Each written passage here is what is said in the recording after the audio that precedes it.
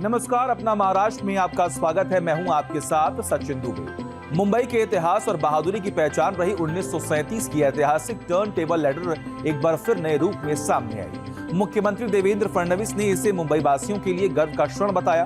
बृहन मुंबई नगर निगम मुख्यालय में मुख्यमंत्री ने 1937 की ऐतिहासिक turn table ladder fire vehicle का अनावरण किया।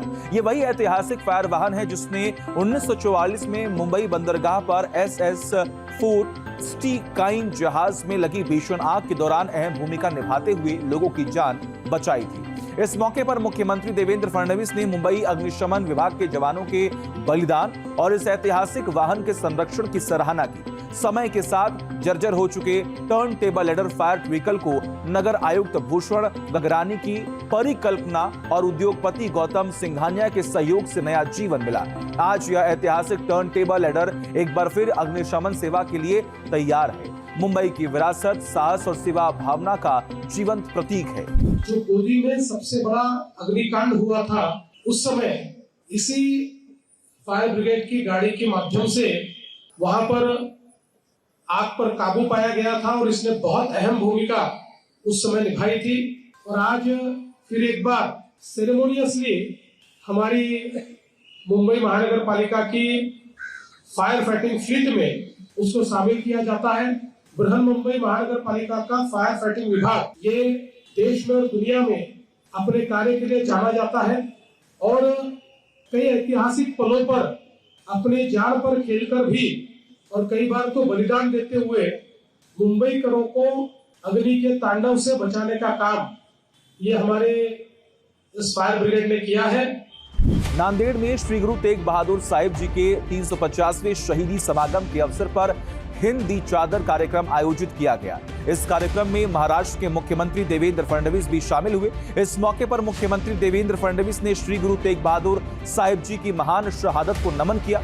इस दौरान मुख्यमंत्री ने कहा कि ये केवल एक दिवसीय कार्यक्रम नहीं है, बल्कि श्री गुरु तेग बहादुर साहिब जी के इतिहास को हर घर तक पहुंचाने के लिए हर गांव, महल और बस्ती तक पहुंचाने का प्रयास किया जा रहा है। साथ ही बता दें कि राज्य सरकार ने छात्रों को सिख गुरुओं का इतिहास पढ़ाने का कार्य अपने हाथ में लिया है। जब समाज बिखरा हुआ था, ऊंच नीच जातियां, ऐसे कई बंदर हमारे समाज को तोड़ते थे, जिसके कारण हम गुलामी में जाते थे।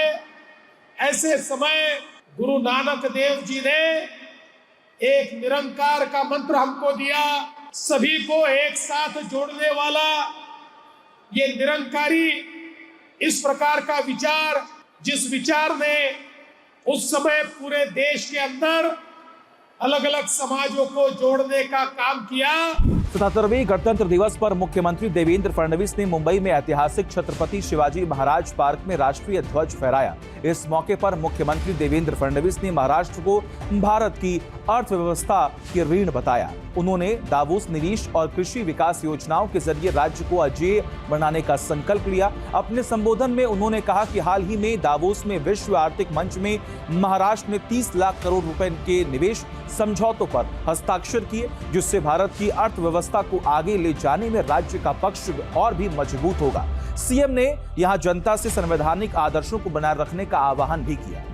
सुप्रीम कोर्ट के चीफ जस्टिस सूर्यकांत को बॉम्बे हाई कोर्ट में सम्मानित किया गया। सम्मान समारोह गेटवे ऑफ इंडिया के पास आयोजित किया गया, जहां उप मुख्यमंत्री एकनाथ शिंदे ने न्यायमूर्ति सूर्यकांत के द्वारा किए गए कार्यों की प्रशंसा करते हुए उन्हें सूरज की तरह चमकने वाला और आम लोगों को इंसाफ की एनर्जी देने वाला बताया। उन्होंने कहा कि जब तक देश के सबसे ऊंचे पदों पर इंसाफ पसंद लोग हैं, तब तक हमारे संविधान और डेमोक्रेसी को कोई खतरा नहीं है। उन्होंने बताया कि महाराष्ट्र में कन्विक्शन रेट जो पहले राज्य में सिर्फ 9% था, आज 45% तक पहुंच गया है और सरकार इसे 60% तक ले जाने की कोशिश कर रही है।